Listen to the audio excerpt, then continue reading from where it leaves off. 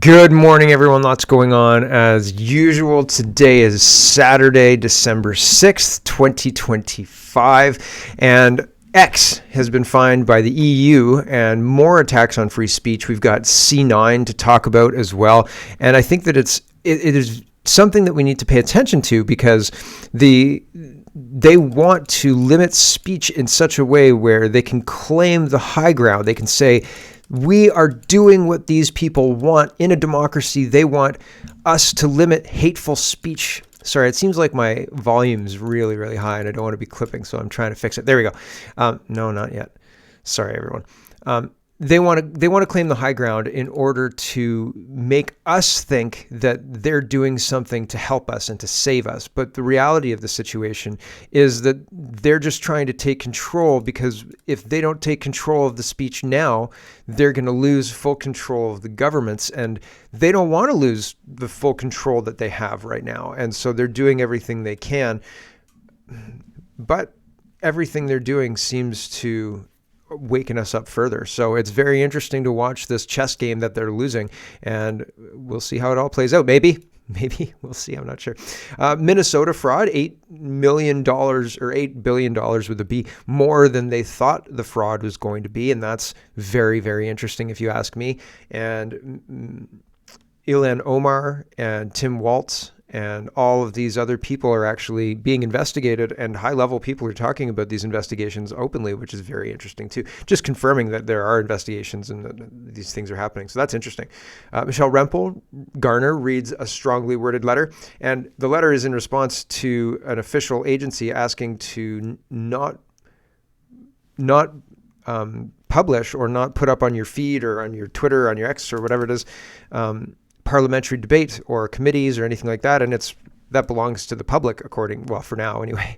And so Michelle Rempel's upset about that, and so that we'll talk about that during the free speech section. Food inflation through the years, and it goes up more than base inflation, and everybody does it, conservatives and liberals. That's interesting. You'd think that food being cheap would be a priority for the government, right? Like, don't you think? But apparently not. Ed Sheeran says that London is sketchy everywhere, and that's bad. Like, London, the capital cities of places should be shining jewels, right? Like, it should be, oh man, look at all of the wonderful things we can do.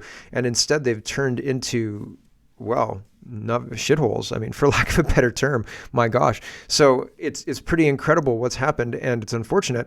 And it's weird when international superstars say, well, yeah, there's nowhere safe in London, but it's all equally not safe.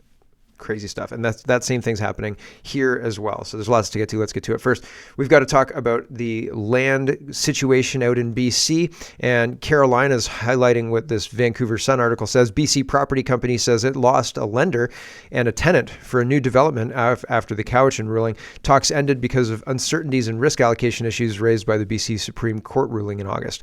And so Caroline says, remember all the attempts to downplay the impacts of the Cowichan decision on lending? Well, it's happening.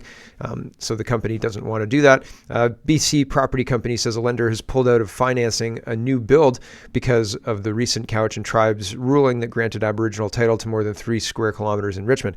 Yes, the same Cowichan case that Dave Eby refused to fully fight in court and that he set the policy precedent for with the Haida Agreement. Yep, all of that. True. And Scott is responding to this. BC Indigenous rights law is legally enforceable, rules the court. In a split ruling, the BC Court of Appeal ruled the Declaration of the Rights of Indigenous Peoples Act, DRIPA, is an interpretive lens through which BC law must be viewed and measured. Not great. So breaking, says Scott, major judgment handed down by BC Supreme Court. UN DRIP is legally enforceable, which will make BC an investment wasteland. Premier Eby must repeal DRIPA immediately without delay. So interesting. Are they going to recall the legislature? Who's in charge of the BC Conservative Party?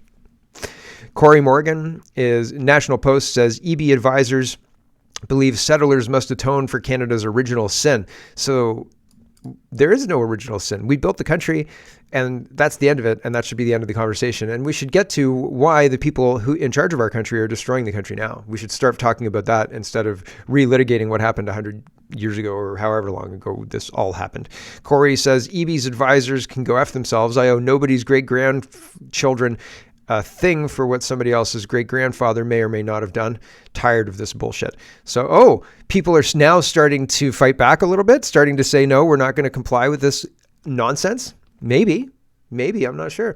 Dallas Brody says Court of Appeal has ruled that BC's mineral claims regime under the Mineral Tenure Act violates UN DRIP and must be brought into line, all because the NDP and BC Liberals unanimously voted DRIPA into law in 2019, and politicians and judges will keep doing this. They will keep rewriting your laws, undermining your property rights, and handing veto power to unaccountable tribal leaders until we stop them. How? 1, repeal UN DRIP. The Premier must do that immediately to stop the bleeding. Defund the reconciliation industry. We shouldn't bankroll tribal chiefs and their lawyers to dismantle laws that protect us all. This should be done at the federal level. This should be done at every province and at the federal level. And we should end kowtowing to these special interests. No more special interests. No thanks. If the answer isn't everybody has a lower tax rate, then you're on the wrong side. Sorry. And the tax rate should be 0. It should be 0. Realistically, I think. And can we do that? Yes, because Donald Trump can do that. And I mean, he's got scale. He's got huge, massive scale. That just means we have to modify our expectations a bit, right? And live within our means. You can live within your means. You can have a very robust society that lives within its means, that's not in debt up to its eyeballs all the time. We can do this. We just choose to ignore the crap sandwich that these people keep handing us. It's crazy. 3, extinguish Aboriginal title to stop courts from giving away private homes and public resources. Section 35 must be removed from the Constitution Act 1982. The path we are on is not only completely unworkable, it's completely unnecessary. The settlement and construction of Canada was a great achievement for all its citizens. There is no debt to repay, nothing to reconcile. We don't need to unwind the country. We need to rebalance it upon the foundation of equal rights and opportunities for all. Yeah. Oh, welcome to Canada. You can do anything you want. You can be anything you want. You can go anywhere in the country that you want to go and take any opportunity. And there are tons, right? Welcome to Canada. Go. You have all of these opportunities right there for you. You don't have to be a victim. Don't be a victim. And it's crazy that the government is encouraging people to be victims, play the victim, right? And the biggest victim gets the biggest payout. Oh, it's so tiring. Caroline, again, is responding to this, and she's responding to her own thing, the UN DRIP front. On the UN DRIP front today, coming out of BC Court of Appeals, she says, Dave Eby, repeal UN DRIP or resign. The decision is a game changer. Every piece of legislation in BC must now be interpreted through the lens of UN DRIP. Previously, it was a non-binding instrument with immediate effect. We simply can't have the province run by 200 plus small governments that have no democratic relationship to 95% plus of the BC citizens. Our economy will be unworkable. BC will be ungovernable. And keep in mind, this is the same court that will hear the Cowichan appeal. So interesting, right? So all of these things were done on purpose. And I think the UN's going to come in and swoop in and say, oh, well, you guys can't manage this yourselves, so we'll manage it for you. I think that's how this is going to play out, right? But I hope I'm wrong about that. But it seems like there's a strategy here, and they're playing the strategy out. Here's John, and he says, whenever these creatures say, let's be clear, bullshit follows. This is about C9.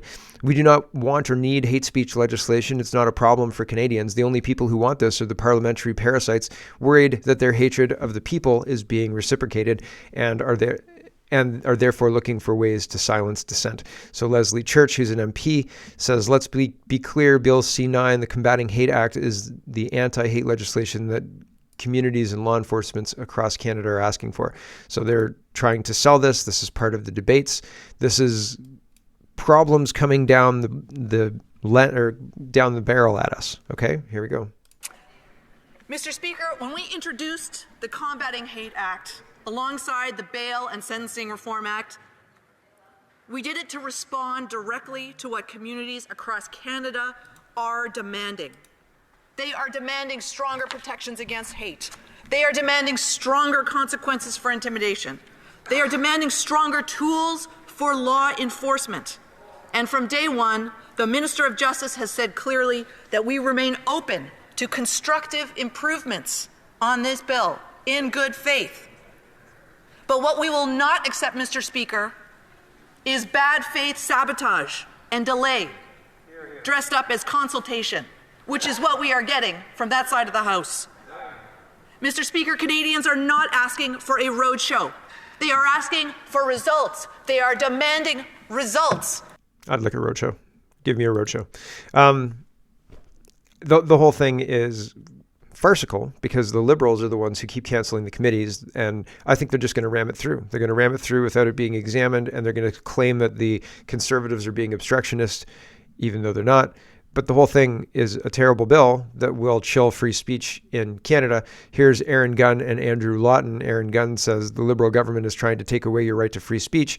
Please watch this. This is Andrew Lawton. He put this out in October, I think. October 15th, yeah. So he put this out back a couple of months ago. As relevant today as it was then. Here we go. The word extreme does not appear in Bill C-9.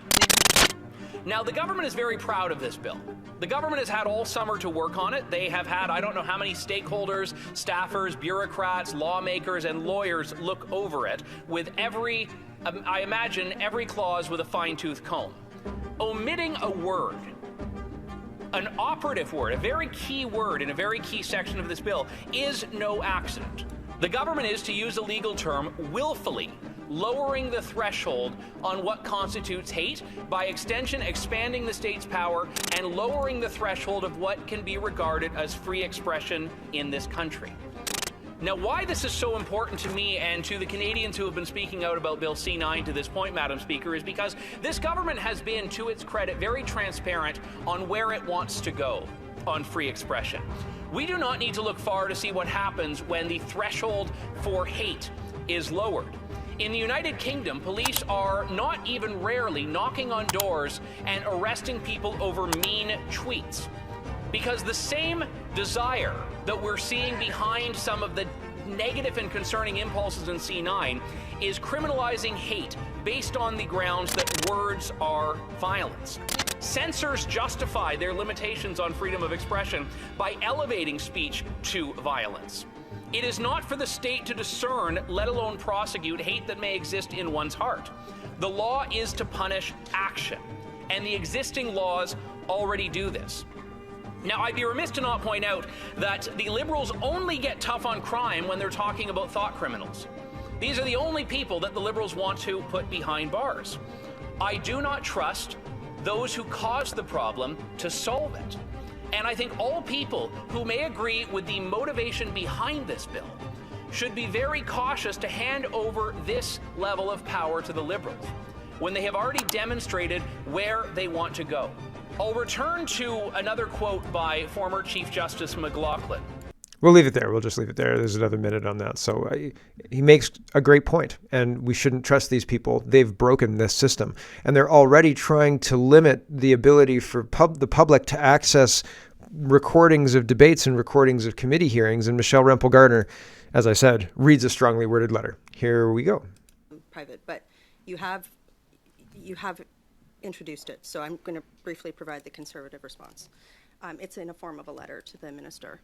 I'm writing to you with regard to a letter to your deputy minister that your deputy minister sent to the chair of the Standing Committee on Citizenship and Immigration. I have copied her below.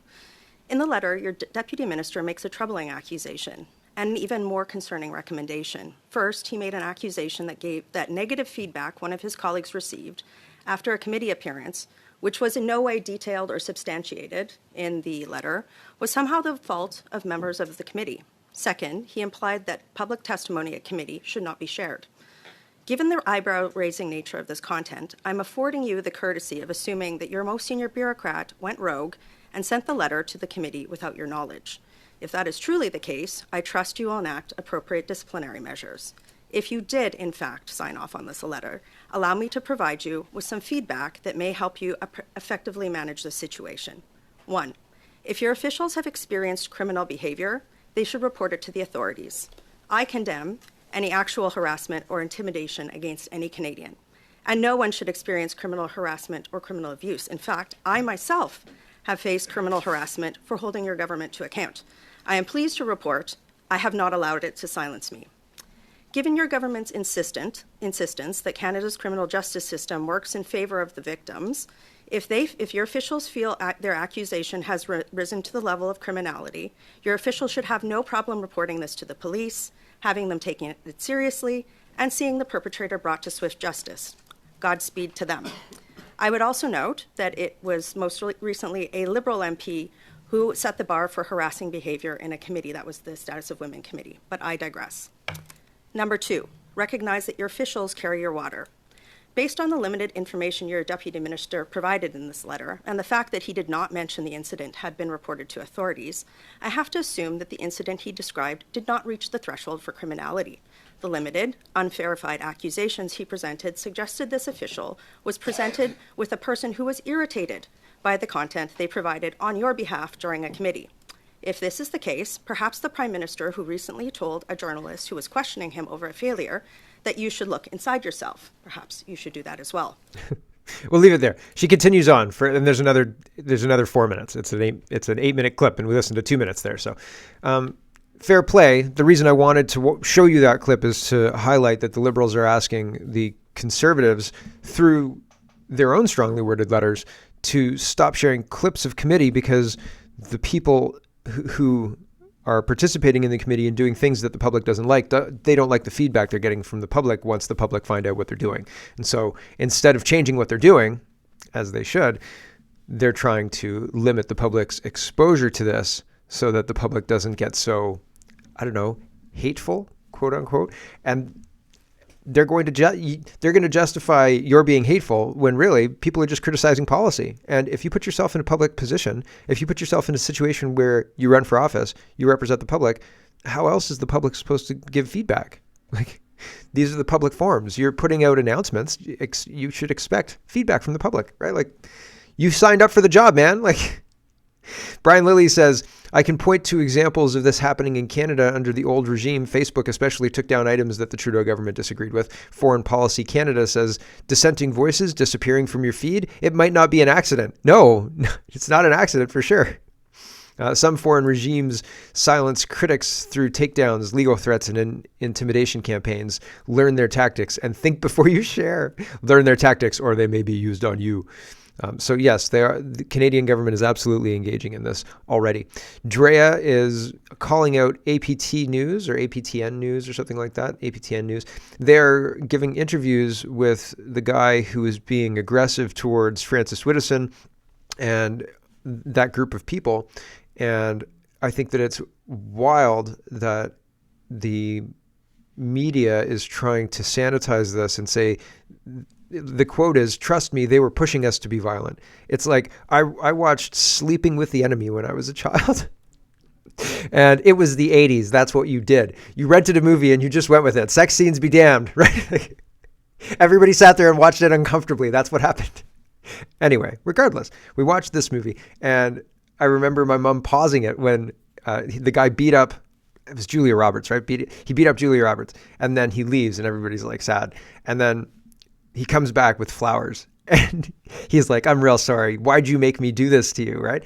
And so like my mom paused it and said, that's the bad guy. If somebody says that you made them beat you up, that's bonkers. That's gaslighting. That's pretty crazy stuff, right? Like, this will be a teachable moment. This is a good thing that we rented this movie. Carry on. And we watched the rest of the movie too. And, Julia Roberts learns how to swim, et cetera, et cetera. But when they're using this justification, Andrea calls it out too. She says, what is APTN doing? Logan Stass, a musician with a criminal history, is using the same her skirt was too short logic that rapists use. He's clearly justifying his alleged violence, theft, and property destruction. And so he says, trust me, they were pushing us to be violent, right?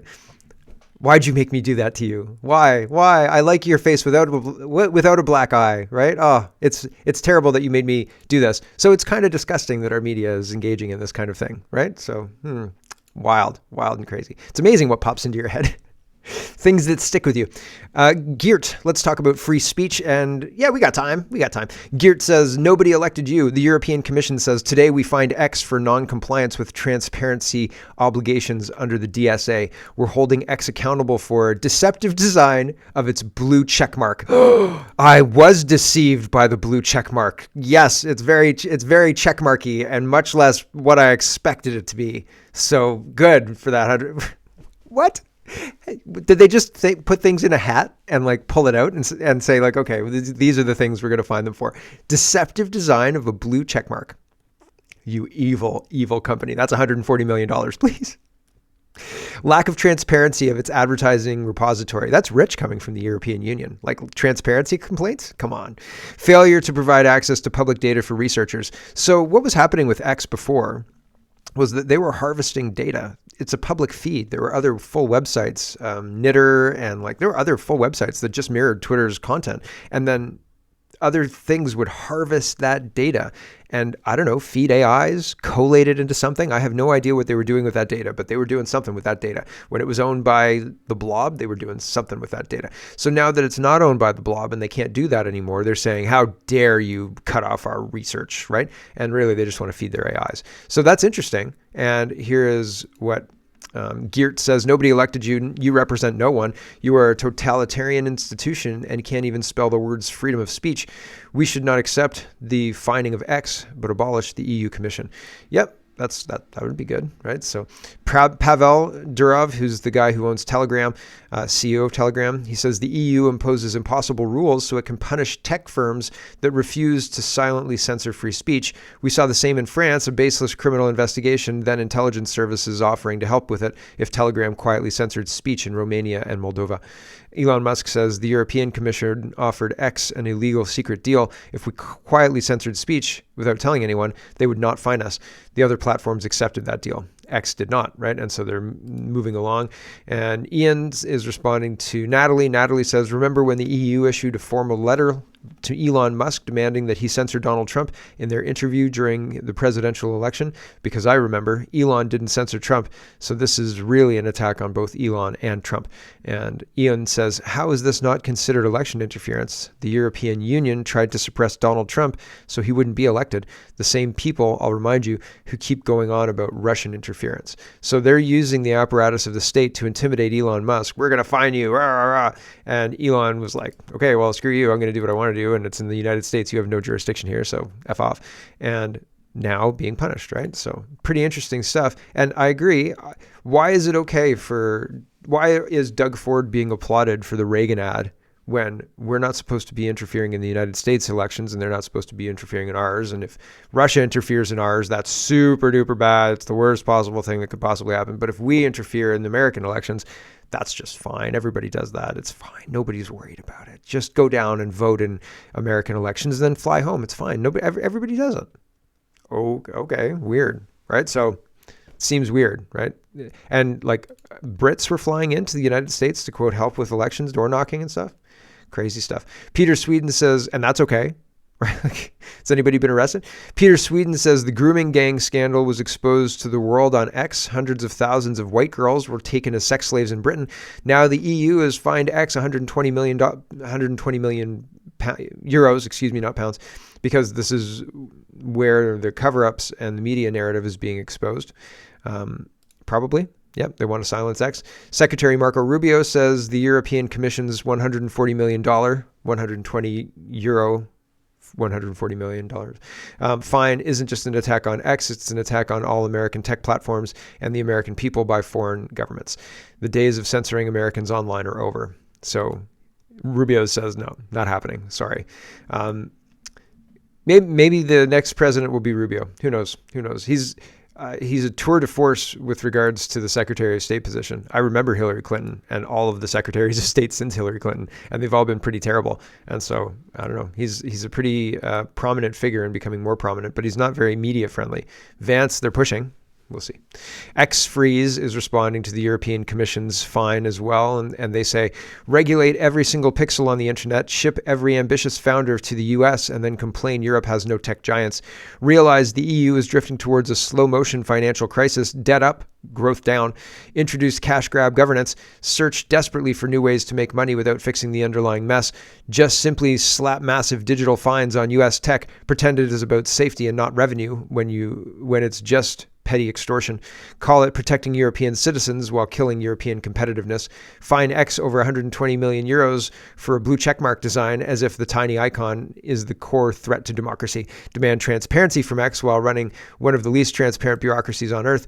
And block independent researchers from seeing what really happens at the borders, but scream about data access on social media for unrestricted API access to spy on your critics. So, yep, pretty interesting double standard there, right? Elon Musk says without freedom of speech, the West will fall. And here he is talking about this very, very briefly. I acquired X in order to preserve freedom of speech in America, the First Amendment. And I'm going to stick to that. And if that means making less money, so be it. So there you go. Money is not the most important thing for Musk, he says. And Viktor Orban says the Commission's attack on X says it all. When the Brazilian overlords cannot win the debate, they reach for their fines. Europe needs free speech, not unelected bureaucrats deciding what we can read or say. Hats off to Elon Musk for holding the line. So there you go. Hats off to X, they say. Trolling Connect says if the imaginary far right are the problem, then why do we need anti-car ramming barriers around Christmas markets and not mosques? Good question. Excellent question. This is just a little bit of social commentary. It impacts speech because when Netflix reimagines something, well, you know what happens to the races. They invert the races, or they do gender swaps, or they'll take a story like The Count of Monte Cristo and then do race swaps for everybody or something like that. And people get sick and tired of that. They've done Tudor race swaps. They've done all sorts of things. BBC is guilty of the same thing. So people make jokes like Jeopardy reimagined, Alex, or the movie about Jeopardy, Alex is Black. Like there's all sorts of crazy jokes, memes online about all of this stuff. So when IP, intellectual property, comes under one roof, they can do with it whatever they want. So when a company like Netflix that has a lot of money and like ability to make new content that will tap into the nostalgia people feel for like Batman and AI, what's coming is going to be absolutely freaking bonkers. I think that there's going to be an AI engine. I got to say goodbye to the stream. There's going to be an AI engine. You're going to say, give me a season of Friends where Batman and Monica, or Batman and Rachel date. And that'll be season 5.5. Make it around season 5 or 6, and it'll be season 5.5, and that'll generate, 25 episodes, and it'll be a something that'll fit in there where that time that, that season where Batman and Rachel dated. And so I think it's going to be bonkers. I don't think it's going to be good, but I think people are going to love it. And so it's crazy. But Discussing Films says major IP movies and companies that Netflix will acquire if they successfully buy Warner Brothers. Netflix bought Warner Brothers. So Friends, Ocean's 11, Gremlins, Evil Dead, Mad Max, The Matrix, Beetlejuice, DC Comics, Adult Swim, Tom and Jerry, The Jetsons, Casablanca, Harry Potter, Citizen Kane, The Goonies, Scooby-Doo, Rick and Morty,